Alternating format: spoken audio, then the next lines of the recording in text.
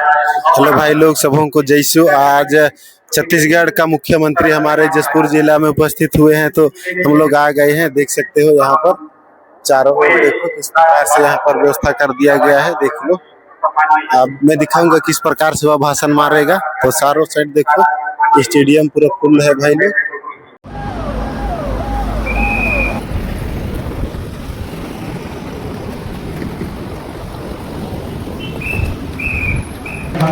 आग्रह सम्माननीय आज के मुख्य अतिथि श्री विष्णुदेव साई जी, यशस्वी मुख्यमंत्री, साथ में हमारे बीच विराजमान है सम्मानीय श्री विजय शर्मा जी, उप मुख्यमंत्री हमारे बीच विराजमान है सम्मानीय प्रबल प्रताप सिंह जी जुदेव, सम्मानीय कृष्ण कुमार राय जी, सम्मानीय राम प्रताप सिंह जी, सम्मानीय शंभुनाथ चक्रवर्ती जी, सम्मानीय श्री शौर्य प्रताप सिंह जुदेव जी, सम्मानीय यश प्रताप सिंह जुदेव जी, सम्मानीय अरविंद भगत जी, सम्मानित दो विधायक महोदय श्रीमती गोमती साहब, माननीय महोदय रायमणि भगत, आप सबों का जिला प्रशासन की ओर से हार्दिक स्वागत, हार्दिक अभिनंदन। आज के इस कार्यक्रम को दीप प्रज्वलन के साथ शुभ शुभारंभ करते हैं मैं सम्माननीय मुख्य अतिथि कार्यक्रम के अध्यक्ष एवं छत्तीसगढ़ माताजी छायाचित्र के सम्मुख आज के मुख्य अतिथि कार्यक्रम के अध्यक्ष, साथ में विशिष्ट अतिथिगण दीप प्रज्वलन कर आज के इस कार्यक्रम का शुभारंभ करते हैं।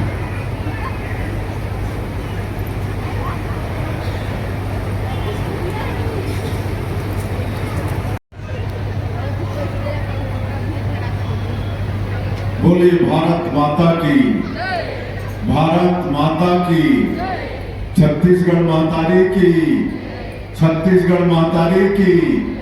नरेंद्र मोदी जिंदाबाद, नरेंद्र मोदी जिंदाबाद। दिलीप सिंह जूदेव अमर रहें, दिलीप सिंह जूदेव अमर रहें।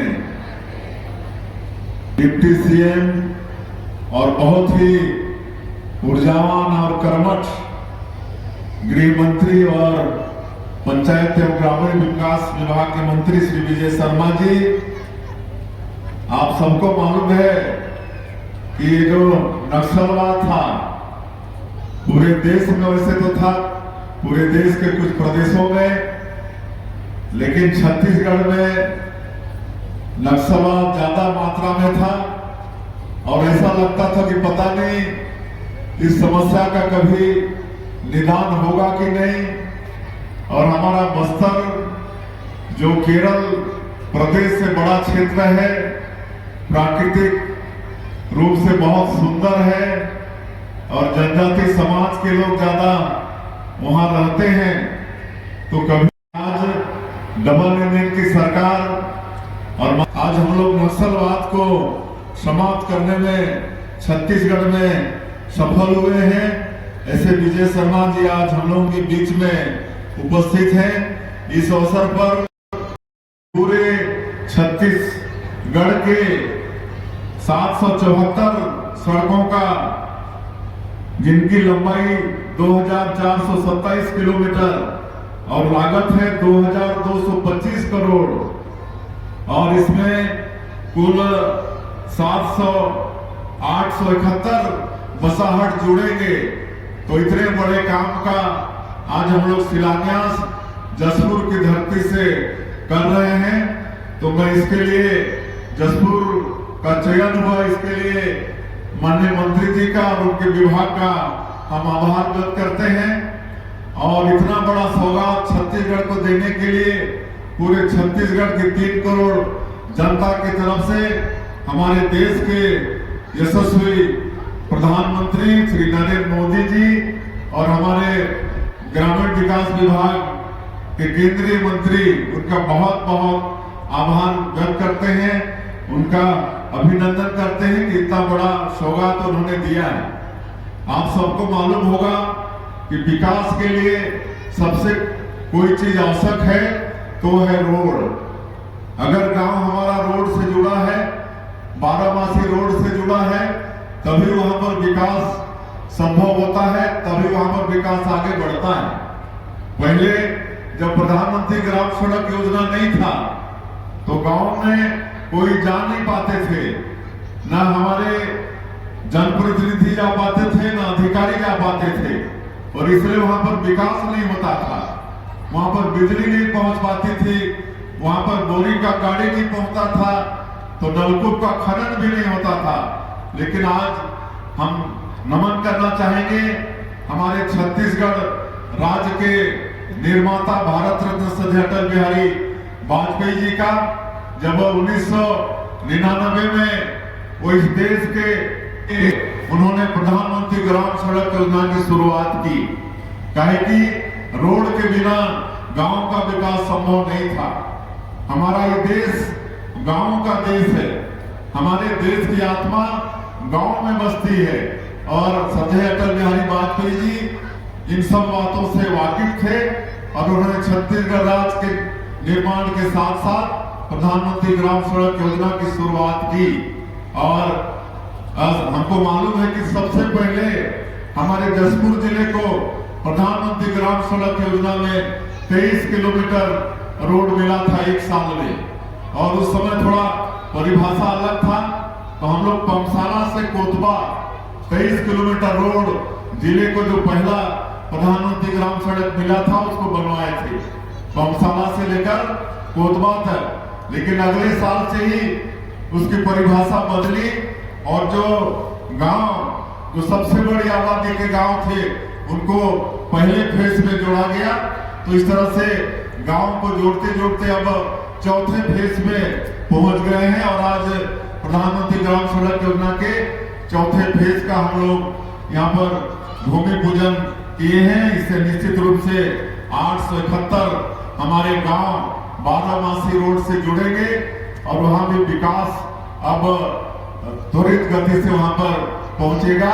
तो इसे 871 पूरे जो बसाहट है हमारे प्रदेश के अंदर, उन लोगों को भी आज के इस अवसर पर बहुत बहुत बधाई और बहुत बहुत शुभकामनाएं देते हैं।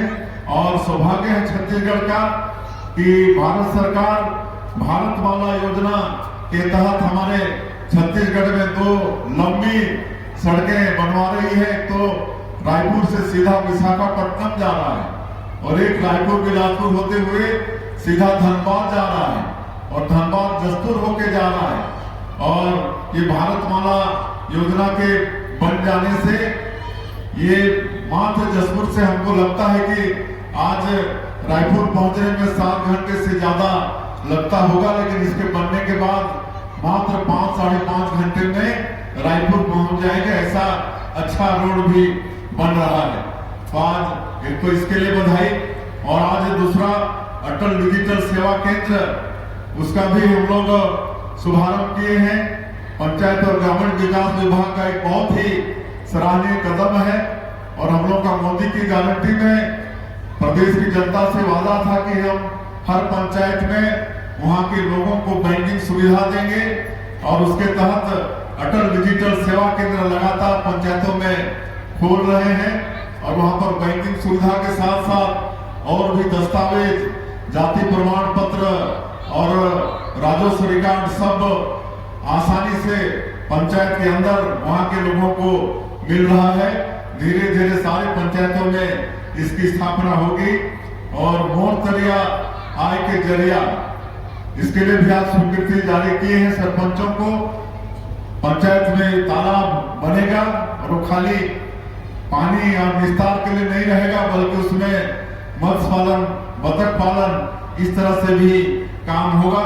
तो ये सब का आज हम लोग यहाँ पर भूमि पूजन शिलान्यास किए हैं, तो उसके लिए भी बधाई, धन्यवाद। और चूंकि समय ज्यादा नहीं है, हम लोग को जल्दी वापस भी जाना है, इसलिए हम ज्यादा नहीं कहते हुए, बाकी आप सबको मालूम है कि मोदी की गारंटी के तहत जो भी वादा छत्तीसगढ़ के 3 करोड़ जनता से, आदरणीय हमारे देश के यशस्वी प्रधानमंत्री जी का और हमारी पार्टी का है, उन वादों को हम लोग पूरा करने में सफल हुए हैं।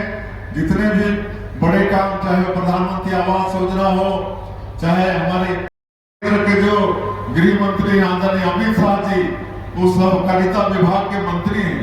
इसी बात से आप अंदाजा लगा सकते हैं कि आगे हमारे देश में सहकारिता का भविष्य कितना मजबूत है। और लगातार हम लोग नई नई समितियां खोलते जा रहे हैं। अभी 2 दिन पहले ही 515 नया टैक्स हम लोग खोले हैं छत्तीसगढ़ के अंदर में। 2058 टैक्स पहले से थे, अब उसमें 515 नए जुड़ गए हैं।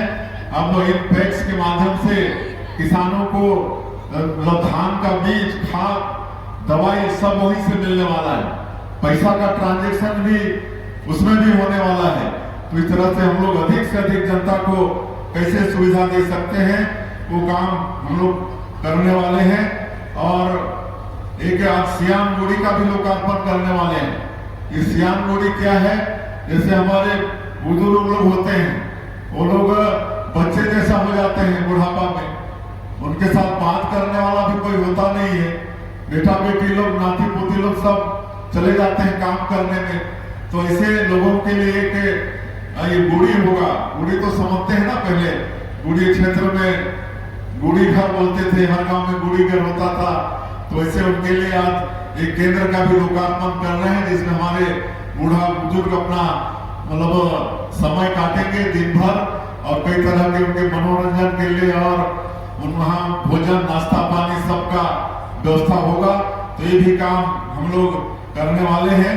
और मैं एक दो बात और आप लोग बताते हुए अपनी बात काम करता हूँ। हम लोग जब इस तरह से गांव में जाते हैं तो लंबा लंबा बिजली का बिल थमा देते हैं, 70,000, 80,000, किसी का 1 लाख, किसी का 1 लाख से ज्यादा। और कभी कभी तो कोई माताएं बोलते थे कि बाबू हमारा तो घर इतना का नहीं है जितना का बिजली बिल आ गया है, हम घर को भी बेचेंगे तो हमारा घर भी 1 लाख रुपए का नहीं। तो ये समस्या पिछले 2-3 वर्षों से था। जब कोरोना काल आया तो उस समय से था। तो उसके लिए एक हम लोग अभी मुख्यमंत्री बिजली बिल भुगतान समाधान योजना इसका शुरुआत किए, और इसका पंजीयन अभी चालू है। 31 जून तक ये अभियान चलने वाला है। थोड़ा ध्यान से सुनेंगे। और जो बिजली विभाग का वेबसाइट है या फिर मोर बिजली ऐप है, उसमें आप अपना पंजीयन करा सकते हैं, जिनके साथ इस तरह का ज्यादा बिजली बिल का मामला है। या जो नजदीक का विद्युत विभाग का जो ऑफिस है, वहां भी आप अपना पंजीयन करा सकते हैं। हमारी बिजली विभाग के अधिकारी जगह जगह सैकड़ों हजारों पूरे प्रदेश के अंदर शिविर लगाएंगे और इसका समाधान करेंगे। इसमें जो सरचार्ज है, सरचार्ज पूरी तरह से माफ कर रहे हैं, पूरी तरह से सरचार्ज माफ कर रहे हैं। और अगर मूलधन भी एक साथ पटाता है कंज्यूमर, तो उसमें भी 10% मूलधन में भी रियायत देंगे। 3 किस्तों में पटाएगा 5% रियायत देंगे। और अगर उसके बाद तो थोड़ा पैसा ज्यादा लगता है तो उसको आप 5 की 10 किस्त 20 किस्त बंधवा सकते हैं और हर महीना थोड़ा थोड़ा करके पटा सकते हैं। और इस तरह से हम लोग जो घरेलू कनेक्शन वाले हैं और जो किसान हैं, किसानों को भी हम लोग 5 HP में 7,500 यूनिट बिजली बिल फ्री देते हैं। 3 HP में 6,000 यूनिट बिजली फ्री देते हैं। लेकिन उसके बाद भी कोई किसान का बकाया है तो भी इस योजना का लाभ ले सकते हैं। और इसमें 757 करोड़ रुपया का बिजली सरकार माफ कर रही है, 757 करोड़ का। तो इसका भी आप सब लोग लाभ लें। और एक चीज, कल से हमारे प्रदेश में जनगणना शुरू हो गया है। ये जनगणना बहुत महत्वपूर्ण है। इसमें खाली लोगों की संख्या नहीं, बल्कि इसके आधार पर उस प्रदेश का, उस समाज का, उस जाति का विकास कैसे करना है ये भी तय होता है। तो कल से स्वगणना कल से शुरू हुआ है। मतलब डिजिटल मोबाइल से ये 16 से लेकर 30 तारीख तक चलेगा, अप्रैल तक। कल हम सबसे पहले अपना स्वगणना शुरू किए हैं। उसके बाद जनगणना के अधिकारी सारे इसमें लग गए हैं। और 1 मई से लेकर 30 मई तक हमारे जो प्रगणक होंगे वो घर घर जाकर, ये पहले दौर में घरों का हिसाब किताब होगा, घर का हिसाब किताब होगा। और फरवरी 2027 में फिर हमारे प्रगणक घर घर जाएंगे और उस समय लोगों की संख्या, कौन कौन सदस्य हैं, क्या है, कितने पढ़े लिखे हैं, सबका हिसाब होगा।